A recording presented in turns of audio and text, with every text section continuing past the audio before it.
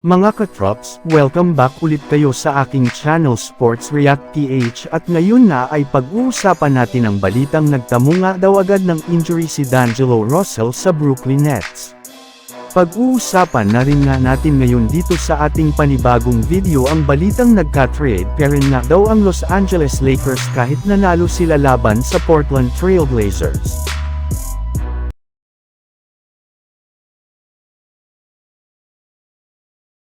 Nagkaroon nga mga katrops ng impressive performance si D'Angelo Russell sa kanyang unang dalawang laro sa Brooklyn Nets.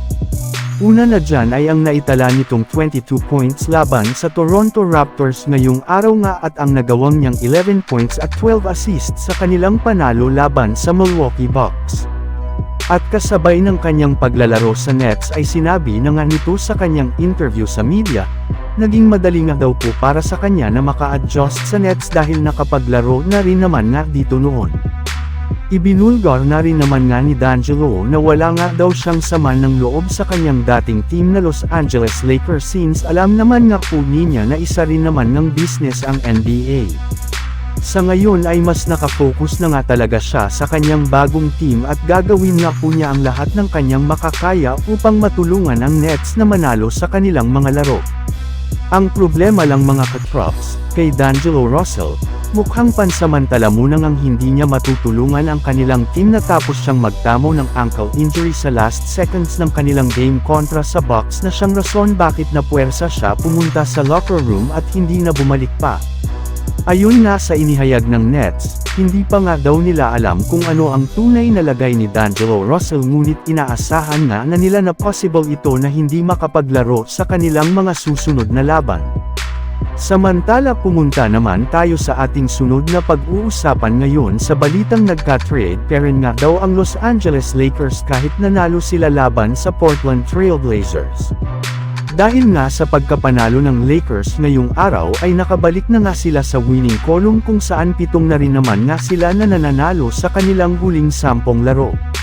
Tuluyan na rin naman nga sila ngayong nakaangat sa ika-6 na pwesto sa standings ng Western Conference sa kanilang record na 19 wins at 14 losses. Pero ang kanilang panalo nga po ngayong araw laban sa Blazers ang una palang game nila sa kanilang back-to-back since kakalabanin pa nga nila bukas ng umaga ang Atlanta Hawks kung saan kapag nanalo pa nga sila dito ay maaari nga sila na makaangat na sa ika-5 pwesto sa standings ng Western Conference. Ngunit kahit man nga maganda na ang kalagayan ngayon ng Lakers ay may ilang mga problema pairing nga silang hinaharap kagaya na lang ng naibalita na plano nga daw ni Dorian Finney-Smith na hindi kunin ang kanyang player option sa Lakers sa darating na offseason.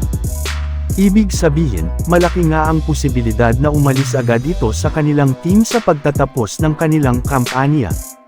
Kaya plano na nga po ngayon ng Lakers na makakuha ng isang magaling na long-term player sa trade kagaya na lang ni Robert Williams na isa ngayon sa mga target nila makuhang sentro bago ang deadline sa Pebrero.